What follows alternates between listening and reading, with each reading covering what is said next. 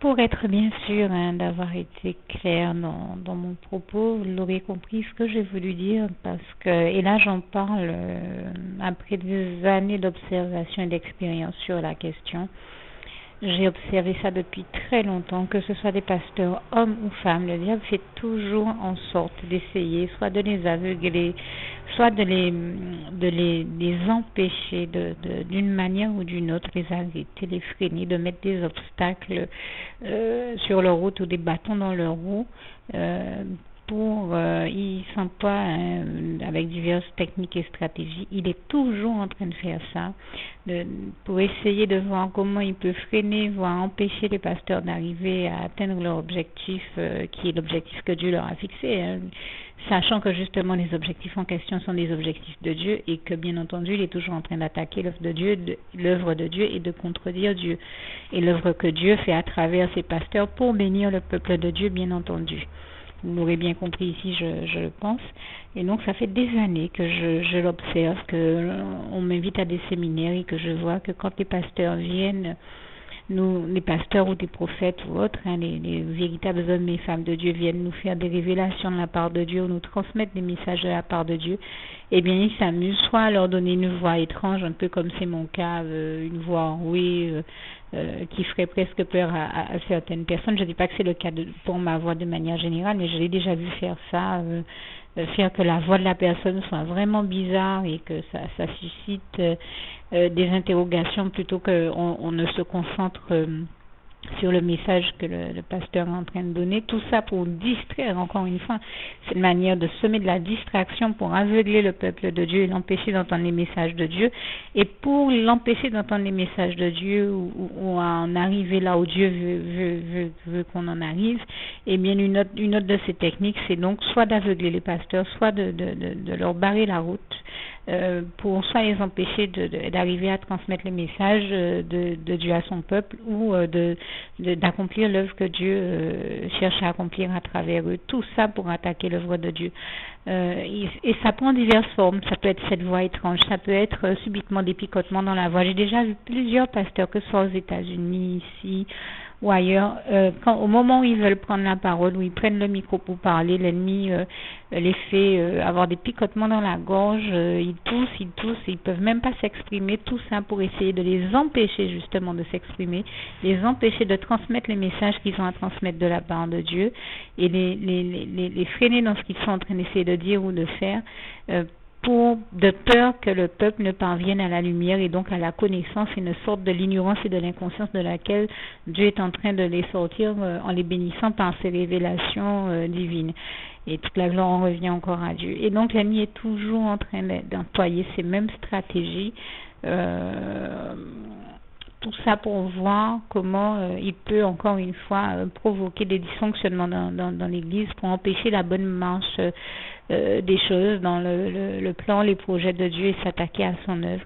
Mais enfin, encore une fois, grâce et gloire soient rendues à Dieu, à Jésus et à son Saint-Esprit. Vraiment, toute la gloire en revient à Dieu, à Jésus et à son Saint-Esprit, que je glorifie une fois de plus, parce que l'Éternel, notre merveilleux Dieu d'amour, arrive toujours à ses fins, que l'ennemi essaie peut-être de retarder son œuvre, mais l'œuvre de Dieu et sa parole et sa volonté s'accomplissent toujours d'une manière ou d'une autre, et toute la gloire en revient à Dieu, à Jésus et à son Saint-Esprit. Et vraiment, je remercie ici le Seigneur qui, comme je vous le disais, nous délivre également toujours de tout ce dont nous avons besoin de l'être, et en particulier de toute forme d'attaque ou d'emprise de l'ennemi. Et je tenais à l'en remercier ici. Être très clair également, il me semble important de rajouter qu'en fait, vous l'aurez compris, en essayant d'empêcher les pasteurs, toutes les personnes représentantes de l'autorité de Christ sur terre de s'exprimer et d'apporter les révélations de Dieu au peuple de Dieu, et bien le diable fait ça pour, là encore, toujours être dans la même dynamique dans laquelle il est, de s'opposer à l'œuvre de Dieu et des serviteurs de Dieu, à Dieu lui-même et à ses serviteurs et servantes, toujours parce qu'il est en train de s'opposer véritablement à l'œuvre de Dieu à travers toutes ces exactions, et on ne s'imagine pas à quel point l'œuvre de Dieu est attaquée, à quel point l'ennemi attaque Dieu. Et il fait tout ça pour amener donc ceux qui par exemple assistent au séminaire ou à des réunions de prière ou autre chose à se révolter contre l'autorité de Dieu, de Christ à travers ses pasteurs ou prophètes, prophétesses ou autres, et à les amener à les juger, à les critiquer, à se rebeller ou se révolter contre eux, générer des situations problématiques, des clashs, des problèmes, les clashs comme disent les jeunes maintenant, et à faire en sorte qu'il y ait, voilà, il est toujours dans cette même dynamique de semer là encore la zizanie, la division, la séparation, voire des ruptures dans l'église de Christ, là où les gens s'aiment réellement beaucoup à la base. Il fait tout ça pour essayer d'empêcher l'unité qui existe bel et bien entre les véritables enfants de Dieu, et il fait ça en se disant que s'il y parvient, et bien de l'extérieur, les gens vont critiquer les membres de l'Église de Christ et donner une image. Il fait ça pour donner une image négative de l'Église de Christ et des pasteurs et de ses serviteurs ou de ses membres, pour essayer de détourner tous ceux qui ont besoin de venir à Dieu, à Jésus-Christ et à son Saint-Esprit de lui. C'est son unique but.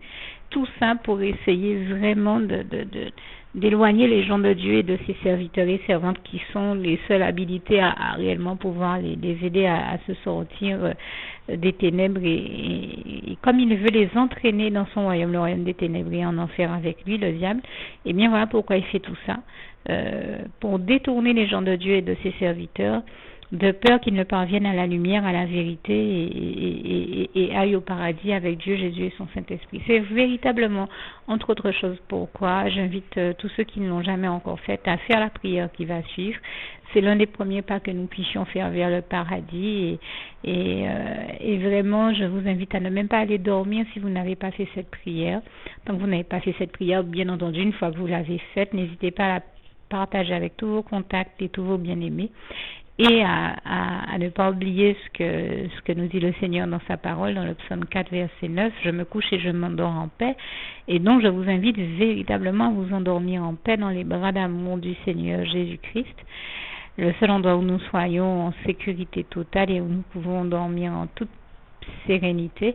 Et je rends grâce et gloire à Dieu. Ça m'amène à penser à ce passage d'Ésaïe 30, verset 15.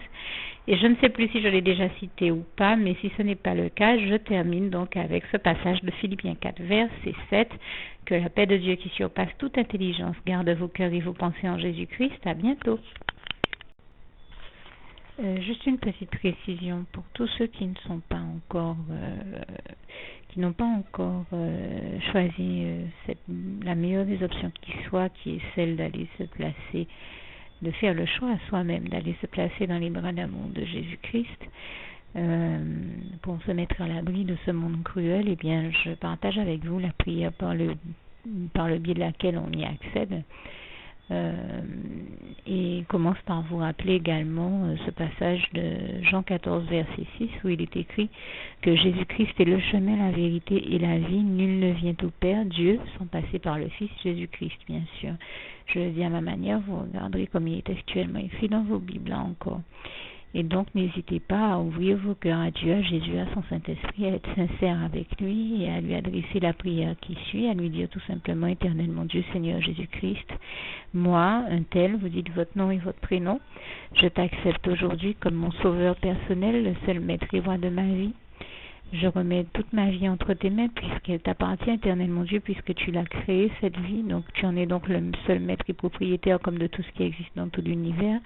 Je remets donc toute ma vie entre tes mains, je te la donne. Merci, Éternel mon Dieu, aussi de permettre que cette vie que tu m'as donnée continue à être à ta gloire et que je continue à te servir, à t'appartenir pour l'éternité, d'éternité en éternité. Merci aussi, Seigneur, de faire que je continue donc à te servir et à t'appartenir pour l'éternité, d'éternité en éternité. Et aussi, Seigneur, de m'accorder la grâce de ton pardon et de ta miséricorde pour tous les péchés que j'ai commis tout au long de ma vie, jusqu'à la date d'aujourd'hui incluse. Et c'est au nom puissant du Seigneur Jésus-Christ que j'ai fait cette prière. Et à vous tous qui avez fait cette prière, je vous dis que Dieu vous bénisse abondamment, puissamment, richement. Et surtout, n'hésitez pas à la partager avec tous vos proches et contacts, amis, membres de vos familles, collègues, bien-aimés, tous ceux que vous aimez. Et surtout tous ceux à qui Dieu vous mettra à cœur, avec qui Dieu vous mettra à cœur de la partager.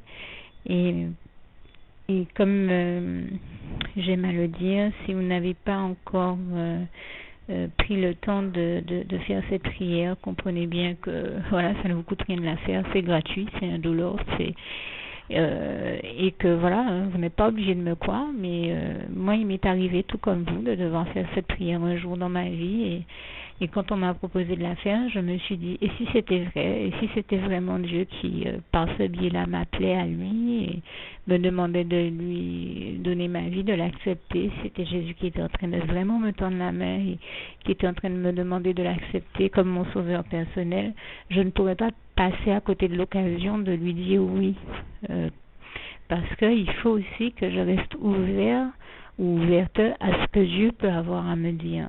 Il faut que je garde mon cœur et mon intellect ouvert à ce que Dieu peut avoir à me dire.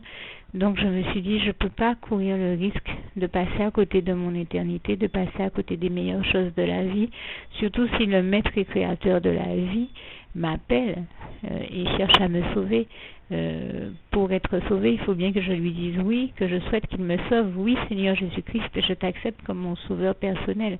Et c'est le sens de cette prière. Et comme je dis, elle ne nous coûte rien à faire. Et puis surtout, moi je vous dis, du jour où je l'ai faite, j'ai vu Jésus changer ma vie en mieux sur tous les plans. Et donc je crois que ça ne vous coûte rien, ça ne vous coûte rien vous non plus de la faire et puis d'expérimenter, de regarder comment les choses vont se dérouler dans votre vie, de regarder Jésus changer votre vie en mieux, à vous aussi. Et voilà, d'en faire l'expérience. Et pour en faire l'expérience, il faut commencer par faire cette prière. Donc si vous ne l'avez pas encore dite, réembobinez tout simplement cette vidéo ou ce document si vous préférez, réécoutez-le et dites avec moi la prière que vous m'avez entendu mentionner. Et n'oubliez surtout jamais que tout est possible à celui qui croit en Dieu, en Jésus-Christ et en son Saint-Esprit, comme il est écrit en Marc 9, verset 23, et que tout est possible à Dieu, comme il est écrit en Marc 10, verset 27. Que Dieu vous bénisse donc et à bientôt.